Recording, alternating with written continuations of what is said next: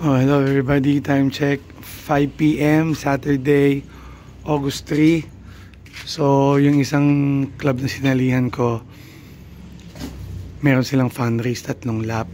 So nakiusap ako sa isang kasama natin, member din doon, na kung maaari makikiload ako ng ibon. Kasi nga, since coordinator ako ng another club, and then yung oras nila magkaiba, so nakakahiya man, kailangan kong makiusap na ako ay sumabay na lang sa kanya. Iiwan ngayon ang mangyayari, pupunta ako sa bahay nung kasama natin, iiwanan ko doon ng ibon ko, iiwanan ko doon ng ating entry fee, at siya na ang bahalang mag-load. So today, ang ilo-load lang naman natin ay 2, no, fundraise lang naman, para lang meron tayong inaabangan. So yung isang yan, and then yan, no. So pili ka lang ng ibon, hindi naman, kumbaga libang lang naman yan yung isang yon, and then likely yung naka-perch na yon, no.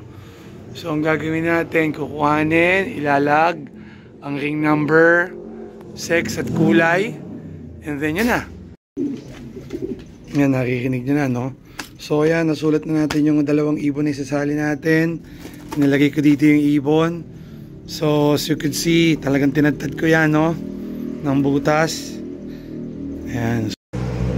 So okay na. Naalala ko lang, no. So ito yung pera pang entry. Yan, ito. Naalala ko lang dati sa Binyan, ganito ginagawa ko nung ako'y nagtatrabaho sa San Miguel. So yung isang kasama natin, pipick upin ng ibon ko sa hapon. Itong pera, ito ay nakasipit sa loft, no. So nakalagay doon pag training kung ilang ibon. Then make it a point pag karera kung kaya ko mag-entry. Ako mismo napunta, pero minsan hindi talaga pag nagwo-work ka, mahirap. So ayan, salamat. Oh everybody, dito na ako sa ating mabait na kasama, no.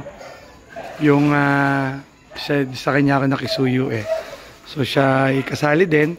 And then ito i-interviewin ko to, kaso nga lang busy pa Hindi ko pa siya may-interview, siya ang nanalo sa atin. First overall champion natin yan sa Laguna Combine. O yan, bibigyan tayo ng time yan. O si Rabel, thank you. Panabahala, Yan.